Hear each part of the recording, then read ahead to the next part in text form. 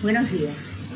Estamos celebrando el Día Internacional de la Infancia y, como es lógico, queremos hacerlo con un cuento para niños. Este cuento es de Marta Teresita Tarifa y se llama El árbol de la sonrisa. El hombre quería ser el más poderoso del mundo. Entonces pensó que si sembraba estrellas sería muy poderoso.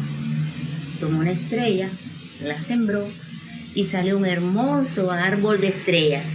Pero cuando llegó la primera noche de luna llena, las estrellas se le fueron al cielo y se quedó sin nada. ¿Qué sembraré?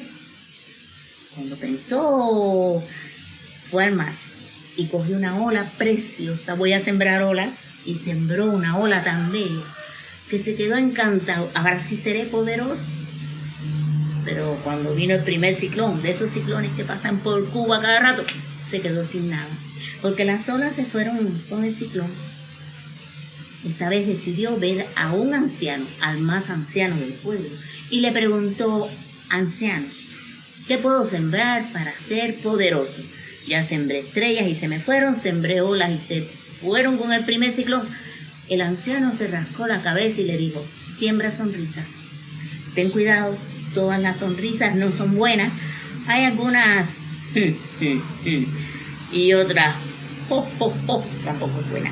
Siembra una sonrisa blanca, suave, y verás. El hombre pasó por el pueblo pidiendo sonrisas. Por favor, una sonrisa, una sonrisa. Y la más linda, la más blanca, la más pura, la sonrisa de un niño. Esa fue la que sembró. Y le salió un árbol de sonrisa. Por donde quiera que pasaba, oía sonrisas y más sonrisas. Dicen que no fue el más poderoso, pero sí el hombre más feliz del universo. Muchas gracias.